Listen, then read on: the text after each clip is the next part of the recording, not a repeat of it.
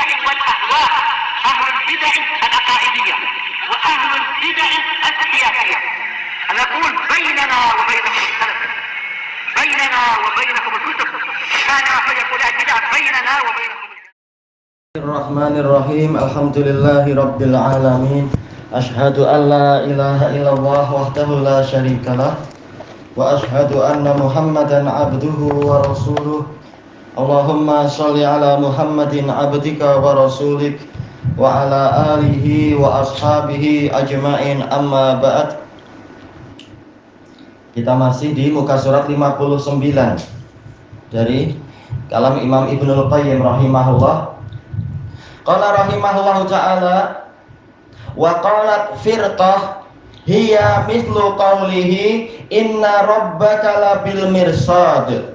Sekelompok ulama, sekelompok ahli tafsir mengatakan ayat ini, yaitu ayat yang mengatakan inna rabbi ala siratim mustaqim, sesungguhnya Rabbku ada di atas jalan yang lurus. Ini seperti firman Allah Ta'ala, inna rabbaka labil mirsad, sesungguhnya Rabbmu itu berada di dalam tempat pengintaian.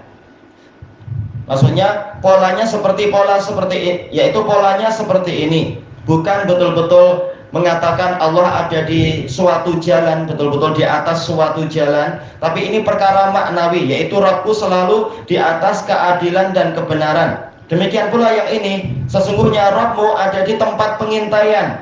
Bukan berarti Allah suka pindah-pindah tempat, kadang di Ares, kadang di suatu tempat pengintaian di benteng mana, seperti keadaan makhluk. Tidak demikian. Tapi maksudnya adalah Rabbmu itu senantiasa mengawasi seluruh hamba. Baik, polanya adalah seperti itu. Wa hadza ikhtilafu ibarah. Kata Imam Ibnul Qayyim, ini adalah perbezaan ungkapan saja, tidak masalah. Fa inna kaunahu bil mirsad huwa mujazatul muhsini bi ihsanih wal musii bi isaatih. Keadaan di mana Allah itu selalu mengintai berarti mengandungi makna dia akan selalu membalasi orang yang berbuat kebajikan dengan kebaikannya dan membalasi orang yang berbuat keburukan sesuai dengan keburukannya. Kenapa demikian? Karena Allah Maha mengintai, Allah Maha mengawasi. Dia tahu walaupun seukuran dzarrah, maka segala balasan itu telah diletakkan tepat pada tempatnya. Baik. Intinya maknanya adalah perkara-perkara maknawi, bukan zat Allah sedang ada di atas suatu jalan seperti yang dibayangkan oleh Ibnu Arabi, yang bukan Ibnul Arabi Al-Maliki, tapi Ibnu Arabi, yang tokoh ekstrim dari Sufiyah itu, yang mengatakan bahwasanya kita ini boleh bersatu dengan Allah. Buktinya mengatakan, kata dia menafsirkan ayat ini, ma min dabbatin illa huwa akhidum binasiyatiha inna rabbi ala siratim mustaqim. Tidak ada satu makhluk pun yang melata kecuali Allah yang memegang ubun-ubunnya, dan sesungguhnya Rabbku ada di atas jalan yang lurus.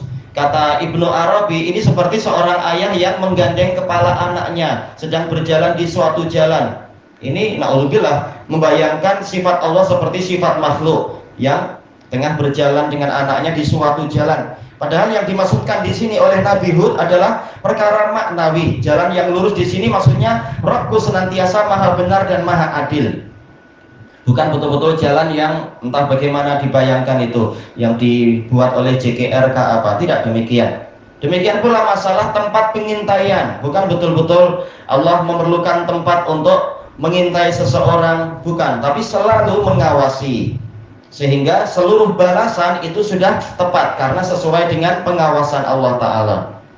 Wa qalat firqah, sekelompok ulama yang lain mengatakan fi hadzal kalami hadzaf. Di dalam ucapan ini ada suatu penghapusan, ada lafaz yang dihapus. Taqdiruhu inna rabbi yahussukum ala siratim mustaqim. Kita tetapkan, yaitu sesungguhnya Rabbku mendorong kalian, yaitu menggalakkan kepada kalian, menyarankan kepada kalian untuk berada di atas jalan yang lurus. Wa yahuddukum alaih, sama ya. yaitu menghasung kalian untuk ada di atas jalan yang lurus. Tapi ini tidak betul. Tafsir yang ini menyelisihi tafsir para salaf, tafsir Ahlus Sunnah. Jelas yang di atas jalan yang lurus untuk kali ini adalah Allah Ta'ala. Tapi tidak perlu kita bayangkan seperti cara makhluk di atas suatu jalan. Tak perlu. Karena sifat Allah tidak sama dengan sifat makhluk. Tatkala mereka khawatir membayangkan polanya seperti pola makhluk, maka mereka mengatakan tetap yang di atas jalan yang lurus itu makhluk, bukan Allah. Allah menghendaki kalian, Allah membimbing kalian dan menyarankan kepada kalian, menganjurkan kepada kalian untuk berada di atas jalan yang lurus. Jadi kalian yang di atas jalan yang lurus menurut pendapat ini, tapi ini menyelisihi zahir dari ayat. Kata beliau, wa haula'i in aradu anna hadza makna ayat. Orang-orang tadi, kelompok yang terakhir ini tadi, jika mereka menginginkan bahwasanya inilah makna dari ayat tersebut, allati urida biha, yang memang itulah yang diinginkan dari ayat itu, diinginkan oleh yang mengucapkannya yaitu Allah, falaisa kama za'amu, maka makna ayat tadi tidak seperti yang mereka sangka. Memang karena menyelisihi zahir ayat jadinya. Jelas maksudnya adalah Allah yang di atas jalan yang lurus. Lafadznya jelas. Yang mereka pesongkan itu tidak layak. Wala dalila ala hadzal muqaddar. Tidak ada dalil yang menunjukkan lafadz yang diperkirakan oleh mereka tadi. Mendorong kalian atau memberikan semangat pada kalian, menyarankan pada kalian untuk berada di atas jalan yang lurus. Tak ada dalil yang menetapkan itu. Bahwasanya ayat ini adalah maksudnya adalah ke situ, bukan. Wa qad farraqa subhanahu baina kaunihi amiran bil adl wa baina kaunihi ala siratim mustaqim. Allah yang Maha Suci telah membezakan antara dua keadaan. Yang pertama, keadaan bahwasanya Allah memerintahkan untuk bersikap adil. Nah, ini baru ada perintah, ada anjuran, ada dorongan, ada penggalaan untuk bersikap adil. Yang kedua, keadaan apa? Wa baina kaunihi ala siratim mustaqim, dan keadaan di mana Allah ada di atas jalan yang lurus. Berarti memang ayat ini sesuai dengan zahirnya, tak perlu ditakwil-takwil. Maksudnya yang mana sih? Akhir-akhir dari ayat 76 dari An-Nahl itu. Wa may ya'muru bil adli wa huwa ala siratim mustaqim, dan zat yang memerintahkan untuk bersikap adil dan dia sendiri ada di atas jalan yang lurus. Jadi ini sudah dipisahkan oleh Allah Ta'ala. Allah punya dua keadaan. Keadaan pertama, memerintahkan untuk adil. Berarti apa? Memerintahkan agar para hamba memang selalu setia di atas jalan yang lurus. Namun kalimat yang kedua ini untuk Allah, wa huwa ala siratim mustaqim, dalam keadaan Allah sendiri ada di atas jalan yang lurus. Seandainya tafsir dari akhir-akhir ayat ini seperti yang dinyatakan oleh kelompok yang terakhir tadi, makna Allah di atas jalan yang lurus yaitu Allah memerintahkan kalian di atas jalan yang lurus, berarti kembali kepada makna yang berarti kembali kepada kalimat yang sebelumnya, wa may ya'muru bil adl. Berarti ini pengulangan yang menyelisihi balaghah dari Al-Qur'an. Kita tahu bahwasanya balaghah dari Al-Qur'an menuntut untuk tidak ada pengulangan. Baik. Berarti memang lain antara wa may ya'muru bil adl dengan wa huwa ala siratim mustaqim, ini lain. Masing-masing sesuai dengan diletakkan sesuai dengan zahir ayatnya. Tidak perlu ditakwil-takwil yang justru hakikatnya akan menghilangkan sebagian makna. Karena ujung-ujungnya nanti akhir ayat kalau takwilnya seperti tadi kembalinya kepada lafadz yang sebelumnya. Berarti lafadz yang paling akhir seakan-akan tidak ada gunanya itu untuk disebut oleh Allah Ta'ala. Makanya takwil tadi salah, disalahkan oleh Imam Ibnul Qayyim rahimahullah. Qal wa in aradu anna hassahu ala siratil mustaqim min jumlati kaunihi ala siratil mustaqim faqad asabu. Namun apabila mereka kelompok yang terakhir tadi menginginkan makna ayat tadi bahwasanya apa yang Allah anjurkan, bahwasanya anjuran Allah agar para hamba berada di atas jalan yang lurus ini bagian dari keadaan Allah yang dia itu di atas jalan yang lurus, maka itu benar, mereka telah benar. Maksudnya bagaimana? Keadaan di mana Allah di atas jalan yang lurus, dia memang memiliki banyak kandungan dan banyak konsekuensi. Di antaranya adalah dia selalu bersikap adil, dan juga syariatnya adalah syariat yang baik. Di antara syariat yang baik itu apa? Isinya anjuran dan perintah untuk para hamba berada di atas jalan yang lurus. Makanya kalau ini yang mereka inginkan itu tidak mengapa. Berarti mereka menafsirkan ayat dengan sebagian maknanya. Adapun kalau menafsirkan ayat sesuai dengan zahir maknanya, dan itulah yang tepat, maka kembalinya kepada tafsir-tafsir yang sebelumnya, ya. Pendapat-pendapat yang sebelumnya bahwasanya memang Allah itulah yang di atas jalan yang lurus sesuai dengan zahir ayat, tanpa kita membayangkan Allah seperti manusia yang berada di atas suatu jalan yang bersifat fisikal. Wa qalat firqatun ukhra, kelompok yang lain lagi mengatakan makna kaunihi ala siratim mustaqim, makna keadaan Allah di atas jalan yang lurus, anna maraddal ibadi wal umuri kulliha ilallah, tempat kembalinya para hamba dan tempat kembalinya urusan semuanya adalah kepada Allah, kata mereka. Walaupun pendapat ini tidak sampai keliru, tetapi ini tetap menyelisihi zahir. Sehingga apa? Sehingga tidak tepat kalau dikatakan inilah maknanya secara langsung. Tapi kita katakan dia baru bagian dari maknanya. Iya, karena apa? Ini menakwilkan, tidak seperti zahir ayat jadinya. Ayat tidak bicara masalah kembalinya kalian kemana sama sekali. Ayat membicarakan tentang Allah sedang memuji dirinya, yang dengan itu dialah yang layak disembah, sesembahan-sembahan yang lain tidak layak disembah. Ayat ini memang sedang bicara tentang itu. Baik itu ayat yang di dalam surat An-Nahl, perbandingan antara patung-patung dengan Allah, ataupun ayat yang di dalam surat Hud, itu semua adalah memperbandingkan antara Allah dengan berhala-berhala. Bukan sedang membicarakan para hamba nanti kembalinya kepada Allah, bukan bicara masalah hari kiamat. Makanya takwil yang ini juga keliru, menyelisihi zahir ayat. Kata beliau, masih menukilkan ucapan kelompok yang lain lagi, la yafutuhu syai'un minha, tidak ada yang luput dari Allah sedikit pun dari para makhluk dan urusan mereka. Jelas isi kalimatnya benar, tapi ini bukan makna ayat tersebut. Kata beliau, wa haula'i in aradu anna hadza ma'nal ayah falaisa kadzalik. Orang-orang tadi, jika mereka menginginkan bahwasanya inilah makna ayat tersebut, maka tidak demikian. Iya, salah. Jelas itu salah. Wa in aradu anna hadza min lawazimi kaunihi ala siratim mustaqim. Namun apabila mereka menginginkan bahwasanya ini bagian dari konsekuensi di mana Allah ada di atas jalan yang lurus, wa min muqtadahu wa mujibih, bagian dari bahwasanya ucapan tadi atau makna tadi adalah bagian dari tuntutan ayat ini dan bagian dari apa yang diwajibkan oleh ayat ini, maka ini benar. Baik.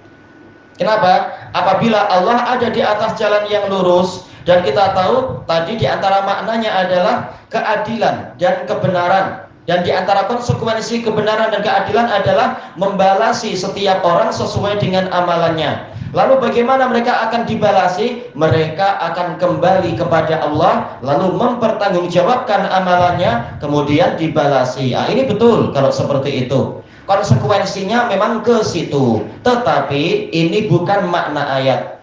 Makanya Ibnu Qayyim mengatakan, kalau yang kalian maksudkan bahwasanya kalimat tadi adalah makna ayat Quran, kalian keliru. Tapi kalau yang kalian inginkan bahwasanya penjelasan kalian itu bagian dari konsekuensi di mana Allah ada di atas jalan yang lurus, itu betul. Yaitu ini bagian dari itu memang, tapi bukan makna dari ayat tersebut.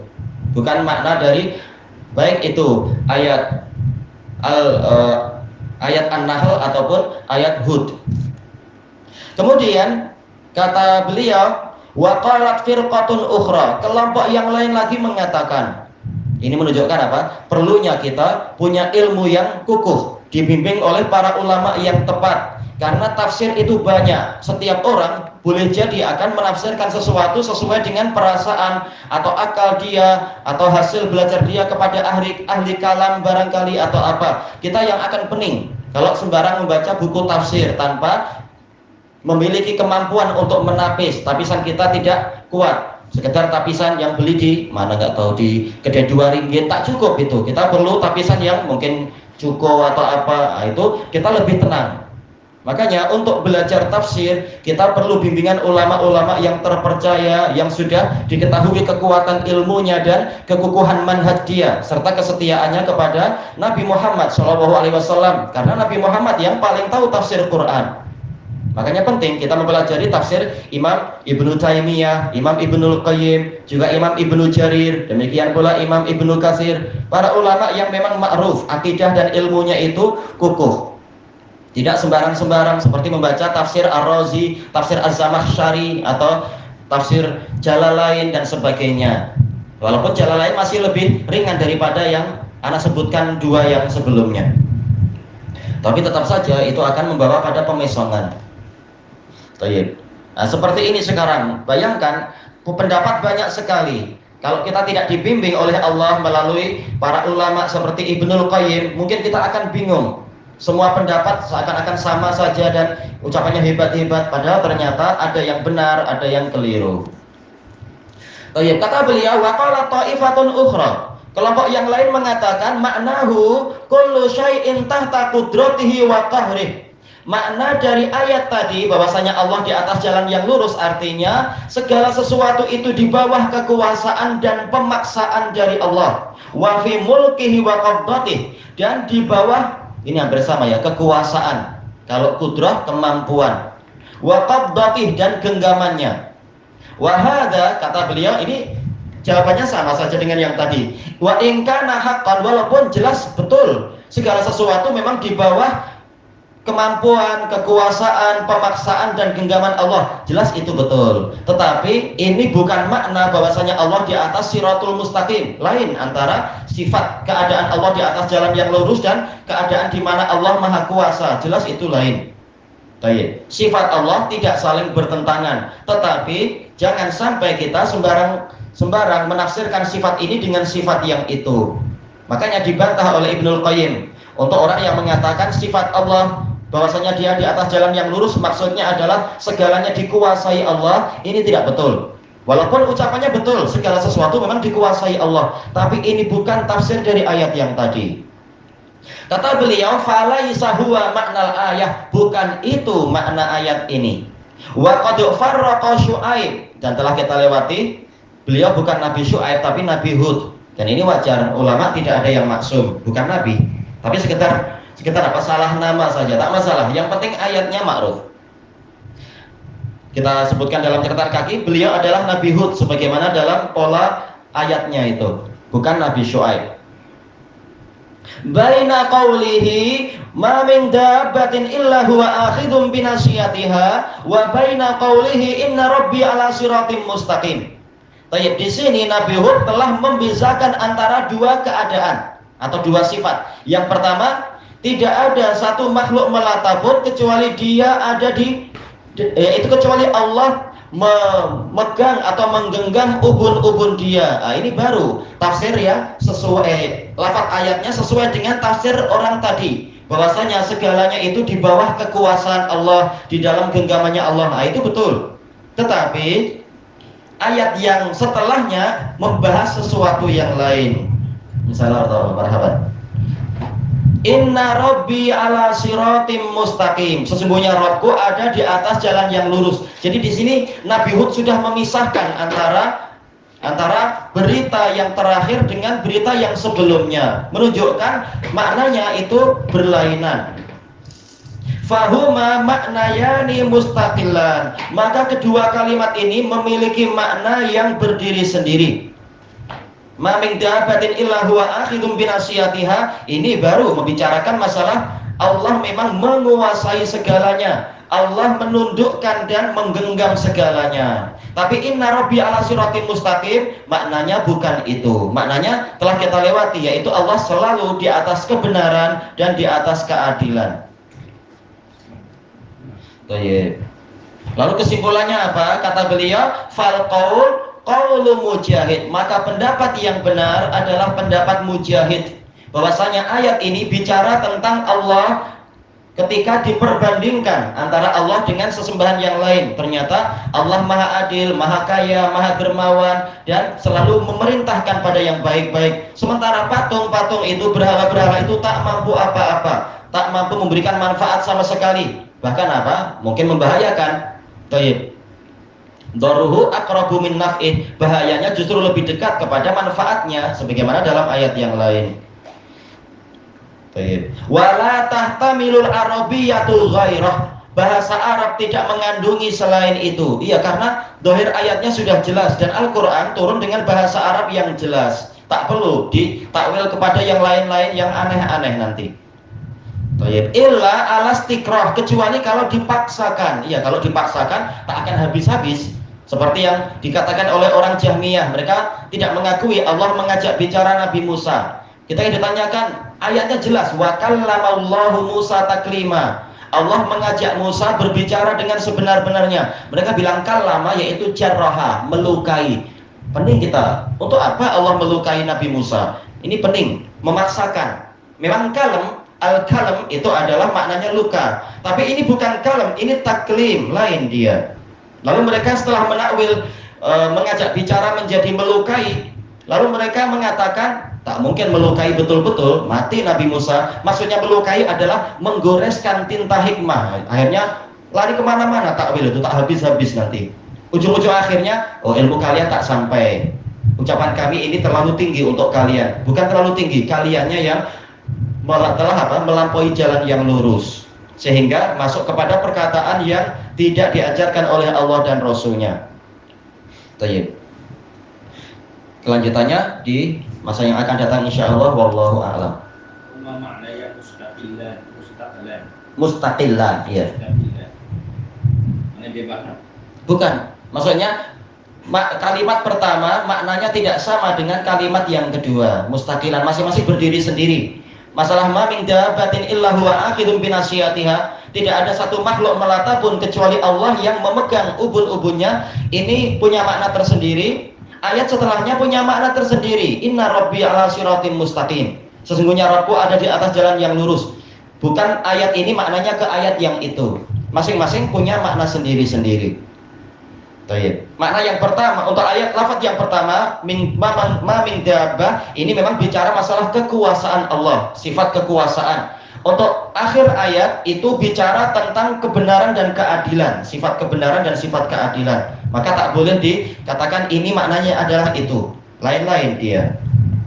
Tatkala Allah membedakan dan memisahkan lafadznya, berarti apa? Maknanya juga tidak boleh disamakan. Apa maksud min dabbatin illa wa akhidun binasiyatiha?